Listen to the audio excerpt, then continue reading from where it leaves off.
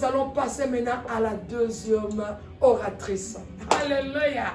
Bien-aimé, c'est une grande servante de Dieu. Peut-être ici vous la connaissez parce que c'est une missionnaire, bien-aimé. Alléluia. Elle a voyagé de pays et de pays pour évangéliser, pour prêcher la parole de Dieu. Bien-aimé, c'est la personne qui est à côté de moi. Moi, je l'appelle My Queen Mother. Alléluia. C'est ma maman. Vous savez, dans la vie, il y a d'autres choses. Il y a d'autres choses que nous appelons la connexion divine, Maman Hélène. Ça fait longtemps que je suis arrivée dans ce pays en 2013. La personne qui m'a accueillie dans ce pays, c'était Maman Hélène. On se connaissait comme ça. Je parlais avec elle au téléphone. Et puis, le jour où je suis arrivée, la première nourriture que j'ai mangée aux États-Unis, c'était la nourriture préparée par Maman Hélène. Bien-aimé, alléluia. Et il y a d'autres choses, il y a certaines connexions. Nous devons faire très attention. Il y a des connexions divines que le Seigneur nous envoie, mais Tozo baby, c'est moi à cause de nos langues déréglées. Comme je parlais la fois passée, tu dois savoir te maîtriser. Et le jour que le Seigneur amène à côté de toi, il faut bonder là. Peut-être il y a un ange que le Seigneur a amené à côté de toi, mais par manque de discernement, à Kenaye. Bien-aimé, aujourd'hui nous sommes là. Mais, quand il faut soigner ma relation, il faut savoir, parce qu'il y a d'autres personnes qui viennent dans nos vies, ils vont passer. Mais d'autres personnes, le Seigneur vous envoie, afin que c'est pour un temps, c'est pour une saison. Et puis si la saison là va terminer, d'où nous devons faire très attention, papa, maman. Nous devons savoir comment vivre avec les gens dans l'environnement. Parce que tu ne sais pas. La Bible déclare qu'il y a d'autres personnes qui ont reçu les anges sans les savoir, bien aimé. Ce sont les anges que le Seigneur m'a envoyés. Les gens que vous voyez dans ma droite et dans ma gauche, ce sont les anges que le Seigneur m'a envoyés, bien aimé. Aujourd'hui, je suis dans la joie. À chaque fois que je suis à côté de ma mère, je me retourne, je dis, ah voilà. Donc, stress free. Et si je suis avec ma maman, d'ailleurs, je ne sais pas, c'est ma maman. Donc, quand je la vois, j'ai perdu ma maman en 2014. Et quand je la vois, elle comble. Elle me comble, bien aimé. Alléluia. Voilà pourquoi je l'appelle My Queen Mother. À la personne des pasteurs Chiki. Oh, Matougou, bien aimé. Maman, je vous passe la parole. Le peuple de Dieu sont dans le soif total. Bassan les a polélé. Bazo c'est la maman Lamba. Pobalia. À vous la parole. Soyez bénis. Je vous ai dit, restez scotchés. Partagez, partagez. Hein? Moi, ma cœur. Et on s'en la bien. Soyez bénis. Maman, à vous la parole. Soyez bénis. Yes. Merci pour cette main d'association. Merci, Maman Hélène. Amen. Bien, j'ai été fortement bénie. Yes. On m'a fait que le Seigneur se souvienne de toi. Alléluia. J'aime l'association. J'aime l'association, c'est une force. Amen. La Bible dit quand deux s'unissent pour demander, il est le Dieu des accords, il est le Dieu de l'association. Yes. Que le Seigneur vous bénisse. Nous sommes là, nous continuons. Yes. La Bible dit que nous devons avoir cette soif de manger et de boire. De manger pas n'importe quelle nourriture, mais la bonne nourriture. Alléluia. Amen. Cette nourriture nous aide à la croissance, à une bonne croissance. Amen, amen. Amen. Si je pourrais parler ce soir, je ne parle pas comme Maman Hélène. Elle est vraiment... Fire, fire. Moi, là, c'est la douceur. À chacun selon sa grâce, nous bénissons Dieu pour cela. Amen. Oui, la thème que je vais exploiter ce soir, c'est la foi audacieuse et déterminante. Yes. Alléluia. J'aimerais parler d'une femme qui avait expérimenté cette foi, qui avait touché Jésus, pas comme toutes les femmes, pas toutes les hommes, parce qu'il y avait aussi des hommes. Elle avait touché Jésus d'une manière extraordinaire et d'un coup, elle avait touché aussi à son miracle. Amen. Oui, nous voulons lire d'abord, avant que nous parlons de ça, je vais d'abord, parce que nous parlons de la foi, la Bible nous dit, sans la foi, il est impossible de lui être agréable. Si nous allons dans le livre de Matthieu, je ne suis pas là, mais j'aimerais parler par rapport à la foi. Il est dit ceci dans Matthieu 9, chapitre 9, dans les versets, je commence dans les versets 26e. Je prends le verset 27e. Lorsque Jésus partit de là, des aveugles le suivirent en criant, « Fils de David, aie pitié de nous. » Lorsqu'il arriva à la maison, les aveugles s'approchèrent de lui. Il leur dit, « Croyez-vous que j'ai le pouvoir de vous faire ce que vous me demandez? » Il est question de foi, bien-aimés. Christ leur a dit, « Croyez-vous que moi, Jésus, j'ai le pouvoir de vous donner tout ce que vous me demandez? » Donc nous recevons que quand et si nous avons la foi, bien-aimés. Et il y a une femme qui avait expérimenté il avait fait cette aventure, elle avait expérimenté la foi en Jésus et elle avait souffert pendant 12 ans. Lorsqu'elle avait touché le pain des vêtements de Christ, son sang s'était arrêté. Nous voulons lire, nous sommes dans le livre de Marc 5. Nous commençons dans le verset 24e. Et nous allons lire jusqu'au verset 25e et 34e. Maman, tu peux m'aider? La lecture. Verset 24 à 34e. Je lis au nom de Jésus. Jésus s'en alla avec lui. Et une grande foule le suivait et le pressait. Or, il y avait une femme atteinte d'une perte de sang depuis 12 ans. Elle avait beaucoup souffert entre les mains de plusieurs médecins. Elle avait dépensé tout ce qu'elle possédait et elle n'avait éprouvé aucun soulagement, mais elle était allée plutôt en empirant. Ayant entendu parler de Jésus, elle vint dans la foule par derrière et toucha son vêtement. Car elle disait, si je puis seulement toucher ce vêtement, je serai guérie. Au même instant, la perte de sang s'arrêta et elle sentit dans son corps qu'elle était guérie de son mal. Jésus connut aussitôt en lui-même qu'une force était sortie de lui et se retournant au milieu de la foule, il dit, « Qui a touché mes vêtements ?» Ses disciples lui dirent, « Tu vois la foule qui te presse et tu dis, qui m'a touché ?» Et il regardait autour de lui pour voir celle qui avait fait cela. La femme effrayée et tremblante, sachant ce qui s'était passé en elle, vint se jeter à ses pieds et lui dit toute la vérité. Mais Jésus lui dit, « Ma fille, ta foi t'a sauvée, va en paix et sois guérie de ton mal. » Amen. Amen. Amen. Est-ce qu'on peut acclamer le Seigneur là où nous sommes? Gloire au Seigneur. Alléluia. Oui, ici, on nous parle d'une femme que la Bible ne cite même pas son nom. On parle de sa maladie. Elle était malade pendant 12 ans. 12 ans de souffrance. Nous sommes les mamans, nous sommes les femmes. Nous savons, lorsque nous sommes dans cette période-là, comment nous ressentons. C'est juste 3 jours, 4 jours pour les autres. Ça ne dépasse même pas une semaine. Parce que quand ça prend déjà une semaine, ça devient... Ça se confirme comme une maladie.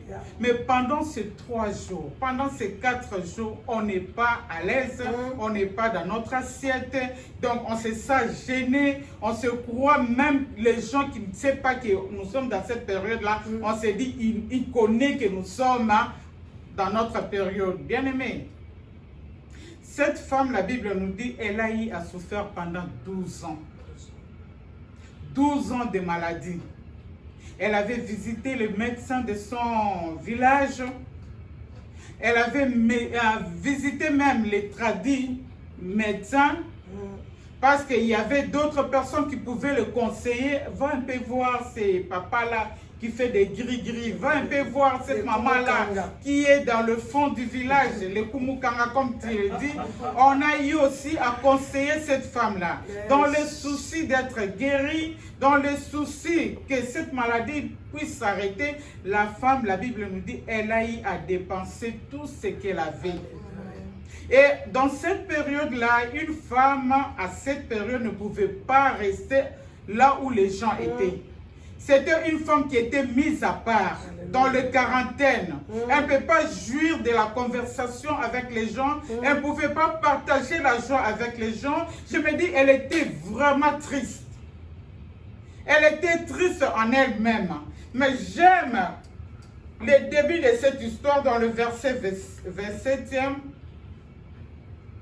Il est dit ceci. Elle avait attendu parler de Jésus et dans la foule, elle s'était approchée de lui. La première des choses, cette femme, elle a attendu parler de Jésus.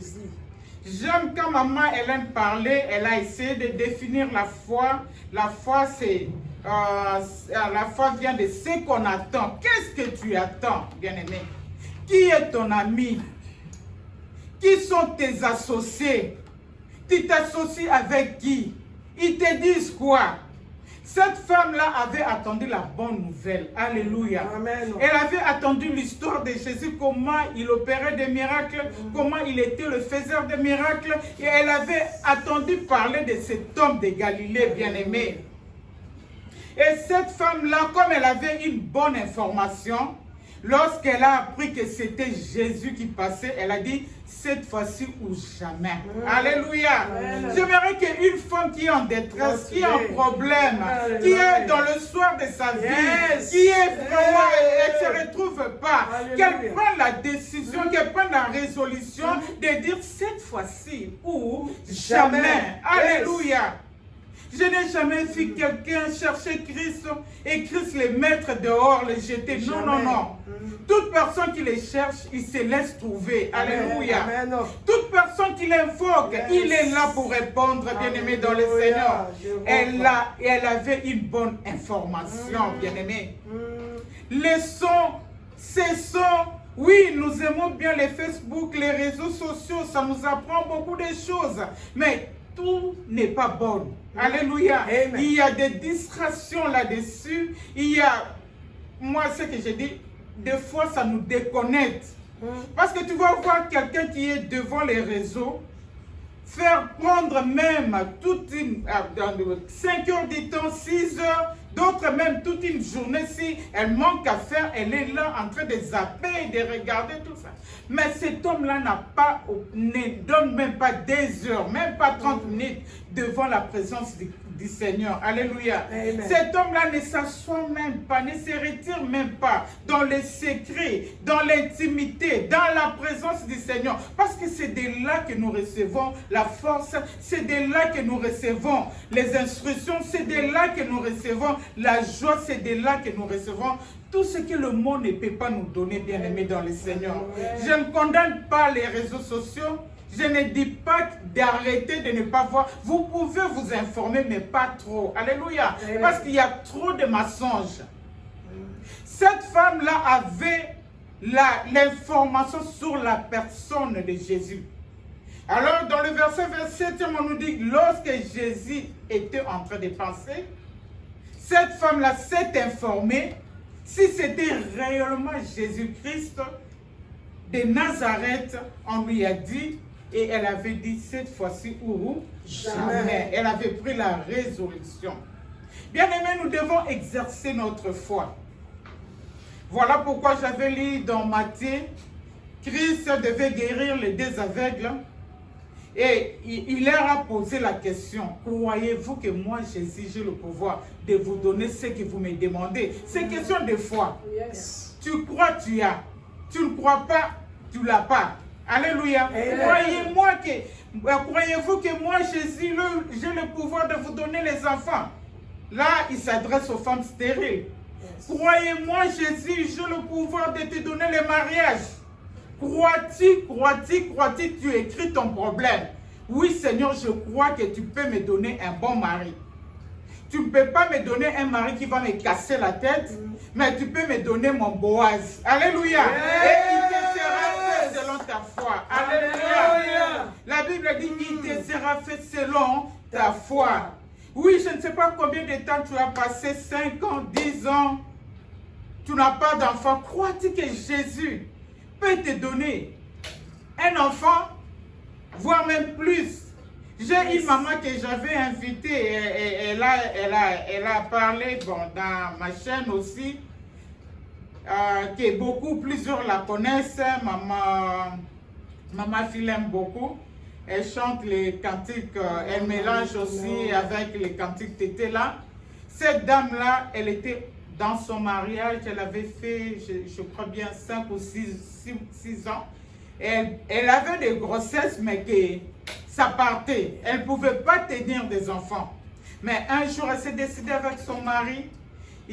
Ils se sont mis en prière, ils ont invoqué le Seigneur et son mari, dans le témoignage, elle a dit, mon mari a demandé à Dieu, si tu nous donnes des enfants, des jumeaux, nous allons témoigner de toi partout. C'est ce que le Seigneur a fait 4 fois, 4 maternités. Yes. Au lieu d'avoir 4 enfants, elle a 8. Bien aimé, c'est que Dieu est capable de faire. Alléluia. Croyez-vous, nous devons exercer notre foi, bien-aimés. Si je peux seulement toucher. D'abord, elle était affaiblie dans son corps parce que pendant 12 ans, elle faisait que saigner. Pendant 12 ans, elle était pâle. La Bible ne le dit pas, mais je crois qu'elle était vraiment très pâle. Elle n'avait pas vraiment de la force de se tenir pendant longtemps. Et Jésus était draineur de foule pendant qu'il passait. La Bible dit qu'il y avait un grand foule. D'abord, les gens de cette petite village la connaissaient déjà. Je ne sais pas, cette femme-là a pris les risques.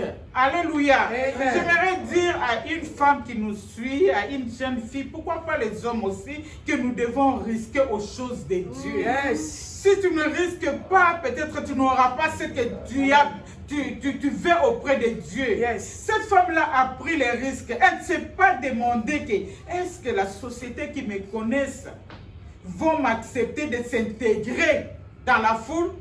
Elle ne s'était pas demandé cette question. Cette femme-là avait pris le risque malgré la fatigue, malgré ce qu'elle était devenue. Je ne sais pas, est-ce qu'elle pourrait se tenir 5 minutes, 10 minutes longtemps? La Bible ne le dit pas, mais je ne le crois pas. 12 ans d'enseignement, 12 ans, tu es en train de saigner. Ce n'était pas facile. La femme avait exercé sa foi. Alléluia. Amen. Dans le verset 27e vers la fin, là où j'ai pris, 27e vers la fin, on nous dit, attends, je vais lire. Elle s'était approchée de lui par derrière et avait touché son vêtement. En se disant, si j'arrive à toucher ses vêtements, je serai guérie. En elle-même, elle avait cultivé d'avoir la foi. Si j'arrive seulement à toucher son vêtement, je serai guérie. Et cette femme-là avait pris le risque. Cet risque-là d'affronter la foule, à ici dans la foule, je ne sais pas, elle avait fait une prière, elle avait demandé à Dieu de frapper à tous ces hommes-là d'aveuglement comme on le fait maintenant. Je ne sais pas, la Bible ne le dit pas, mais on ne l'avait pas vu. Elle a faufilé, elle a faufilé malgré cette foule. Au risque, au péril, elle pouvait tomber, on pouvait les piétiner, elle pouvait mourir.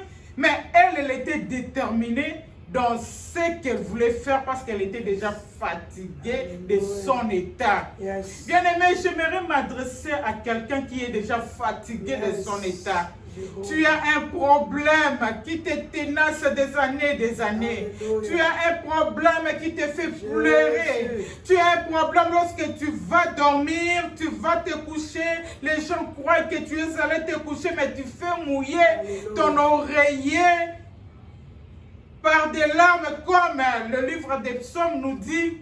Le Seigneur est venu ce soir, cet après-midi, pour ce genre de gens. Alléluia. Amen. Le Seigneur s'est présenté ce soir pour toi qui es déjà fatigué de ta maladie. Yes. Pour toi qui es déjà fatigué de ton humiliation. Pour toi qui es déjà fatigué tu n'as plus de considération dans ta famille parce que tu n'as pas d'argent. On préfère ton petit frère qui est friqué. Toi, tu ne peux rien dire parce que tu n'as pas l'argent. On t'a volé ta personnalité. On t'a volé ton autorité. On t'a tout volé par les diables. Jésus-Christ est venu aujourd'hui pour toi. Amen. Le problème, c'est de faire la prise de conscience. Yes. Cette dame avait fait la prise de conscience. Et elle s'est déterminée, elle s'est engagée et voilà, elle avait obtenu ce qu'elle a voulu. Bien-aimé, c'est question de faire la prise de conscience. Non, tu ne peux pas normaliser toute chose.